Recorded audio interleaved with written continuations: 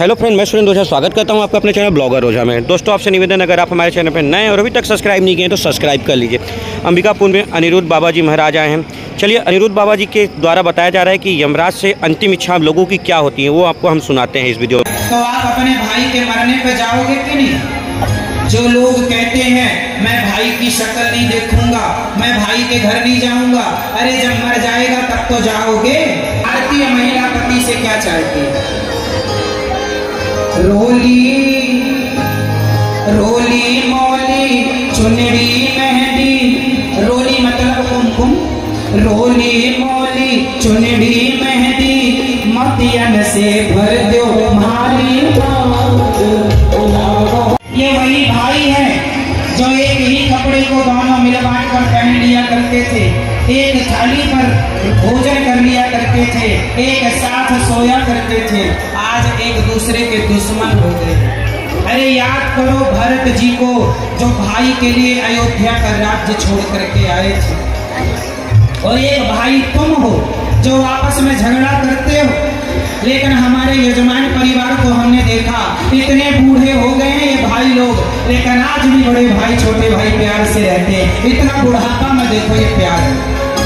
बंसल परिवार, सीखो इन भाइयों से, मिलजुल करके रहते हैं ये लोग। बहुत कम ही ऐसा परिवार देखने को मिलता है आज के युग में। अरे घर बट जाए अच्छा है, जमीन जायदाद बट जाए अच्छा है, पर दिल एक होना चाहिए, है ना। आजकल भाई बोलता है मैं अपने भाई के घर नहीं जाऊंगा, क्यों नहीं जाएगा? उसने गलती की। अरे गलती कोई भी करे, गलतियां सबसे होती हैं, हमसे गलतियां होती हैं, सबसे होती हैं, कोई बात नहीं, खत्म करो बातें, कितना खींचोगे। आजकल का भाई वैष्णव देवी जाता है, 12-14 किलोमीटर की चढ़ाई पैदल चढ़ता है, माता जी को प्रसन्न करता है, लेकिन खुद का रूठा भाई घर में बैठा है, उसके द्वार पर जाकर उसकी 5 सीढ़ियां चढ़कर सॉरी नहीं कहता। अच्छा मुझे ये बताओ, आप लोग ये बताओ कि जब आपका भाई मर जाएगा तो आप अपने भाई के मरने पर जाओगे कि नहीं? जो लोग कहते हैं मैं भाई की शक्ल नहीं देखूंगा, मैं भाई के घर नहीं जाऊंगा, अरे जब मर जाएगा तब तो जाओगे, तब तो तेरी ही के रसगुल्ले खाओगे। तो मरने पर जाओगे, दुनिया क्या कहेगी? मर गया तो आ गया। जिंदा में लोगों की जरूरत होती है, मरने के बाद जरूरत नहीं है ना। इसलिए भाई है, गलती किसी की हो आप तो गले लगाना सीखो। अपनी गलती ना होने पर भी माफी मांग लेने में कोई बुराई नहीं, रिश्ते बच जाएं तो बचा लो। भाई भाई का झगड़ा होता है, दूसरे लोग फायदा उठाते हैं। एक जंगल में 2 शेर रहते थे, दोनों शेर सगे भाई थे, साथ में बचपन से रहे। एक शेर बूढ़ा हो गया, एक भाई बड़ा था एक छोटा था, एक भाई बूढ़ा हो गया, एक भाई जवान था। तो जो जवान शेर था वो अपने बूढ़े शेर की, बूढ़े भाई की सेवा करता था, उसके लिए मांस लाता था, उसकी गीदड़ों से, जंगल के भेड़ियों से रक्षा करता था। बूढ़ा शेर हो जाता है ना, उसे जंगल के भेड़िए खा जाते हैं, क्योंकि वो शिकार तो कर नहीं पाता, बूढ़ा हो गया है, तो भेड़िए खा जाते हैं। तो भेड़ियों से वो रक्षा करता था। एक दिन किसी बात को लेकर दोनों शेरों में विवाद हो गया, दोनों शेर अलग अलग हो गए, दोनों भाई भाई अलग हो गए, वो अलग वो अलग।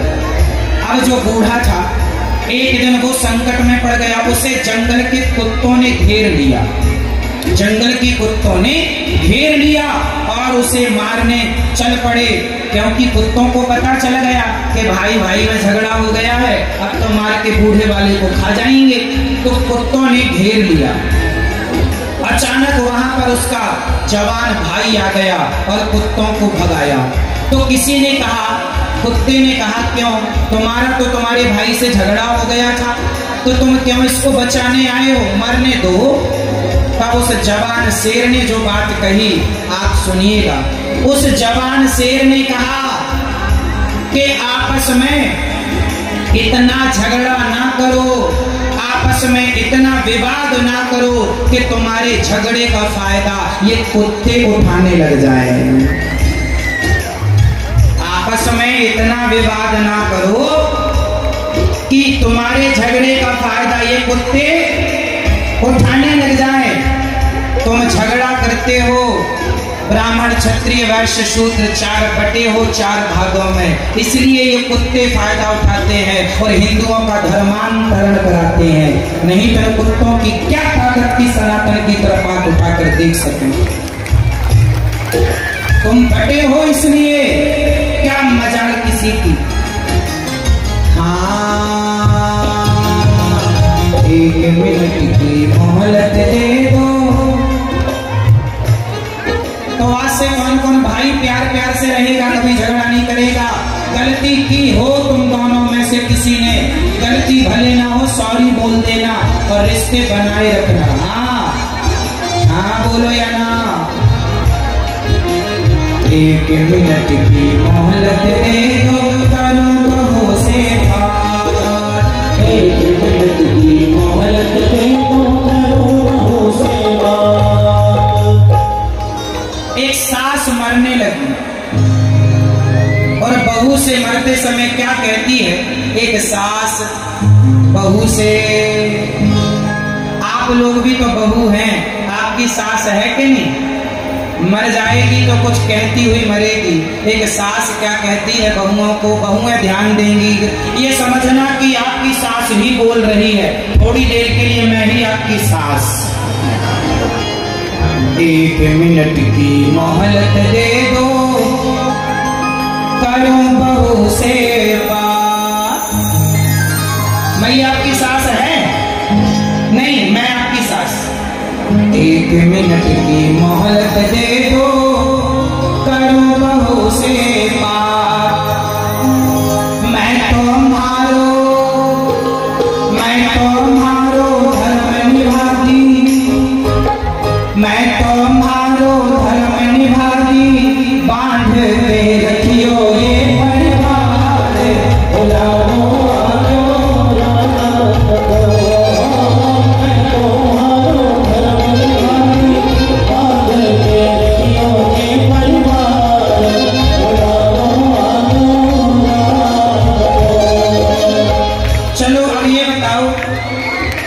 कि आप लोग अपनी सास की सेवा करती हो तो मैं आप बहुओं को प्रणाम करता हूँ और आप बहुओं की चरण धूली माथे पर सजाता हूँ। यदि नहीं करती हो तो हाथ जोड़ता हूँ, करो, जैसा तुम करोगी वैसा तुम्हें मिलेगा। आजकल की बहुएं बूढ़ी माँ की सेवा नहीं करती, कुछ बहुएं कुछ। तो आप देवरानी जेठानी झगड़ा ना किया करो, प्यार से रहा करो। जेठानी कहती है मैं तेरा मुंह नहीं देखूंगी, कल मुही, और देवरानी कहती है मैं तेरा नहीं देखूंगी। क्यों नहीं देखोगी मुंह? क्या बिगाड़ा है उसके मुंह ने? इतना गुस्सा, इतना एटीट्यूड अच्छा नहीं लगता। ये तुम्हारी अकड़ सब भगवान निकालेंगे। मैंने बताया था ना, 25 रुपए के घड़े में तुम्हारी अकड़ आ जाएगी एक दिन। 25 रुपए के घड़े में तुम सबकी राख समा जाएगी अंत में। हाँ या ना? बोलो हाँ कि ना? फिर ये अपनी अकड़ ज्यादा ना दिखाया करो। मैं जेठानी, मैं देवरानी, प्यार मोहब्बत से रहो मेरी माँ, झगड़ा ना किया करो, प्यार से रहो। और सास कहती है मैं तो मारो धर्म निभाती, मैंने मेरा धर्म निभा दिया, अब इस परिवार को बांध करके आपको रखना है। एक स्त्री चाह ले तो कभी घर में झगड़ा ना हो, स्त्रियां नहीं चाहती इसलिए घर में झगड़ा होता। स्त्री ही घर में एकता बना के रखती है और स्त्री ही घर में झगड़ा पैदा करती है। एक कमरे में 4 पुरुष रह सकते हैं पर एक कमरे में 4 महिलाएं नहीं रह सकती। एक साथ 4 पुरुष रह सकते हैं, महिलाएं नहीं रह सकती। मैंने कहा है कितनी बार, स्त्रियों की सबसे बड़ी दुश्मन स्त्री ही है। एक स्त्री ही दूसरी स्त्री को फूटी आंख नहीं सुहाती। जेठानी देवरानी ऐसा झगड़ा करती है जैसे हिंदुस्तान पाकिस्तान का झगड़ा चल रहा है।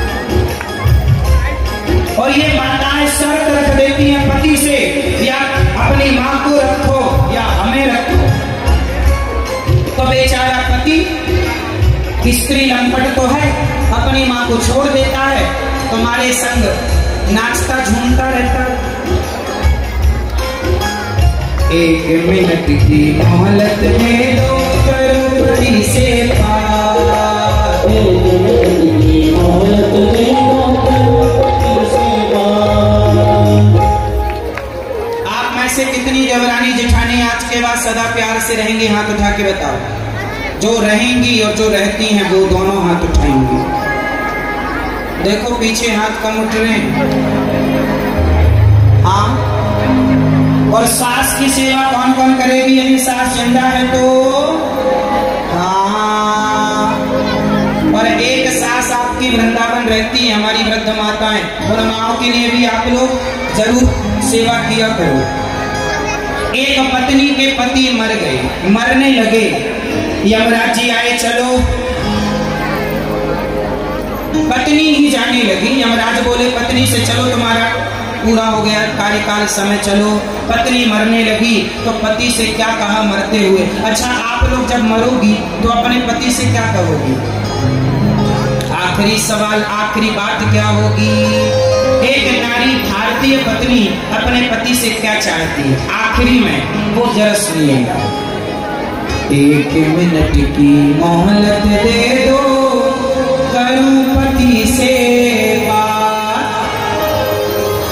एक भारतीय महिला पति से क्या चाहती है? रोली रोली मोली चुनरी मेहंदी, रोली मतलब कुमकुम, रोली मोली चुनरी मेहंदी, मोतियन से भर दो मारी बात, बुलाओ रोली मोली चुनरी मेहंदी, मोतियन से भर दो मारी बात, बुलाओ एक पत्नी अपने पति से बस यही चाहती है कि मेरी मांग भरी हो और मैं सुहागिन ही मरूं। मैया जब तक जियो मैं सुहागिन रहूं, मुझको इतना तू वरदान दे बस। एक पत्नी भारतीय नारी ये चाहती है, हे यमराज जी रुको, मैं अपने पति से मांग भरा लूं। एक मिनट की मोहलत दे दो करूं कन्हैया से बात, मोहलत दे दो करूं कन्हैया से बात। अब आखिरी बात भगवान से कौन कौन करेगा? अब आखिरी बात, एक मिनट, यमराज जी रुको रुको, चल रहे हैं, थोड़ी बात करने भगवान से। एक मिनट की मोहलत दे दो करूं कन्हैया से बात। कन्हैया सुन रहे हो ना? हाँ, जीवन मेरा बीत गया अब, जीवन मेरा बीत गया अब, कर दो भवसागर से पार, बुलाओ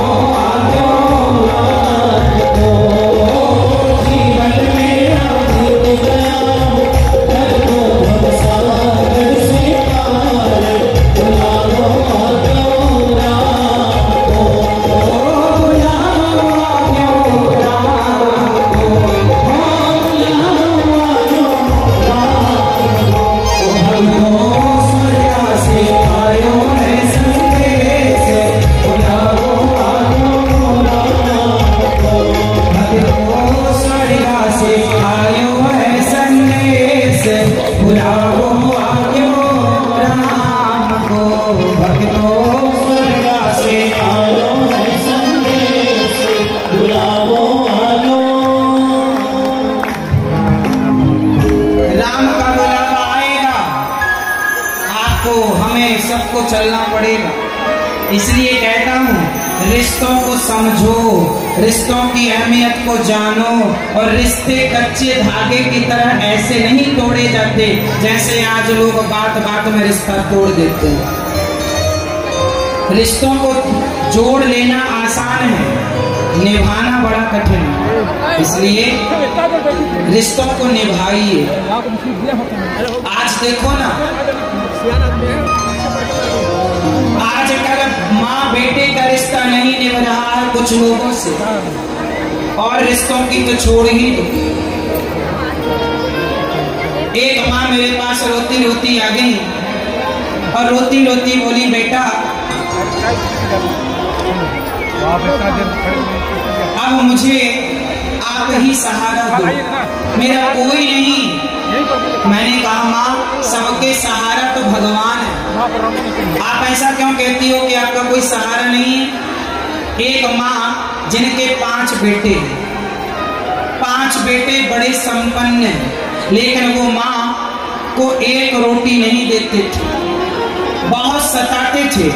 एक माँ की बहू तो इतनी दुष्ट थी कि माँ को भोजन भी नहीं देती थी, और जब माँ भोजन बनाती थी तो उस माँ के भोजन में वो टॉयलेट का पानी ला के डाल देती थी। इतनी दुष्ट बहू थी वो माँ। अभी भी गौरी गोपाल आश्रम में है, आप आएंगे तो दर्शन में आपको करा सकता हूँ। एक बहू अपनी सास के संग इतना अत्याचार कि एक तो बनाकर देती नहीं है, बेटे को माँ से मिलने नहीं देती, पति को वश में कर रखा है। बूढ़ी माँ बनाकर खाए तो टॉयलेट का पानी लाकर डाल देती है। वो माँ बेचारी घर छोड़कर आई, कहाँ जाए, कौन खिलाए?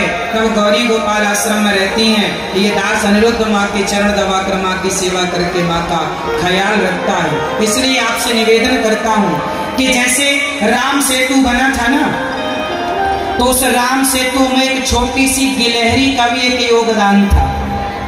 योगदान तो गिलहरी का जरा सा था, लेकिन युग बीतने पर भी आज तक हम उसके योगदान को याद कर रहे हैं। उसी प्रकार आप मेरे भक्तों, मेरी माँ, मेरे भाइयों, आओ हम और आप भी वो गिलहरी के समान ही सही। समय कितना भी बीत जाएगा, लेकिन ये याद रखा जाएगा कि वृद्ध माओं की सेवा में अंबिकापुर वालों का भी सहयोग लगा था। आपके घर की